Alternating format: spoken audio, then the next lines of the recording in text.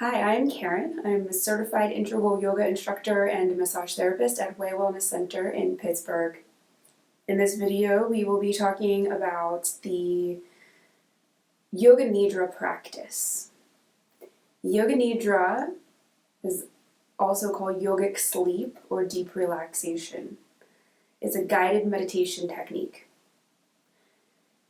Rather than create a video to do this technique, because you should be laying down with your eyes closed, we instead recorded this 30-minute meditation for free for you to download and use at any time that you'd like. This video, as the introduction, covers some of the information that is not spoken about in that 30-minute recording.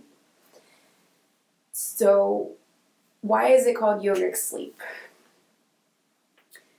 Essentially, during this meditation practice, the body itself is so relaxed that it goes to sleep.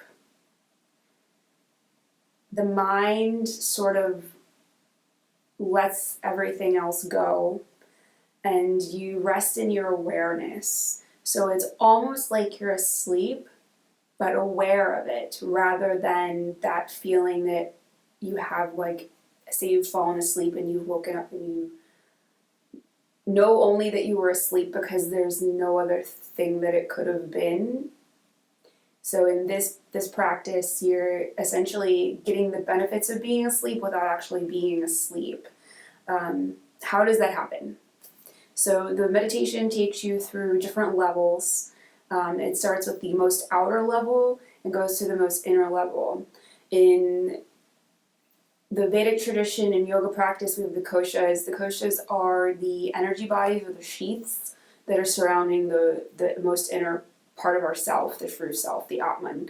So the 5 different koshas are the Annamaya kosha, the Pranamaya kosha, the Manomaya kosha, the Vijnanamaya kosha, and the Anandamaya kosha.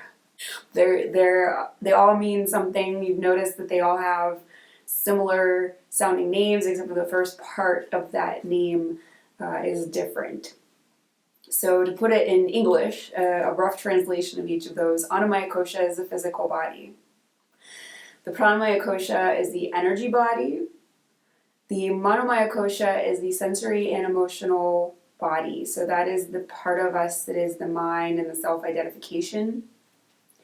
The Vijnanamaya kosha is the discerning or intellectual body. It's that part of the mind that says, this is this, that is that. It makes discernments between things, including yourself and your self-identity. So the Manomaya kosha and the Vijnanamaya kosha, even though we tend to look at the mind and the emotions as all kind of the same thing, they're actually, in yoga practices, are considered a slightly different thing. They're like an interwoven sheath layer, but they're not one and the same. And then you have the Anandamaya kosha, which is called the bliss body, and you bring yourself through this meditation into this center where the blissfulness that enwraps the soul, the true self, you want to come into that. So that is the goal, if you want to put a goal on this meditation, is to bring you from this outward external focus to this inner peaceful awareness. And the benefits of this are innumerable. If you have anxiety, if you have depression, if you have just some stress throughout the day that you want to relax, this is a great way to do it.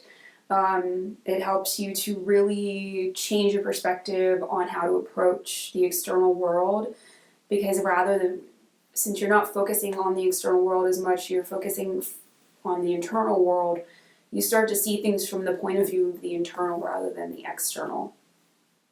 So how often should you do this? You can do this whenever you feel like you have the time to do it. This is done at the end of every integral yoga practice. It's the hatha classes. You can do this by itself a couple times a day if you'd like. You could do this once a day.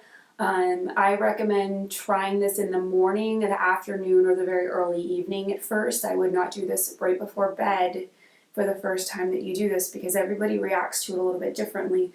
The goal is relaxation, but for some people, when they're relaxed, they're very alert. And for some people, when they're relaxed, it means they can go to sleep. So until you know how you'll respond to it, I recommend trying it a little bit earlier in the day before bedtime, not at bedtime. There's a little bit more that is said about the practice in the recording. Please feel free to ask any questions that you have about this. You can reach us at waywellnesscenter@gmail.com, or you can send us a voicemail at 412-772-1461.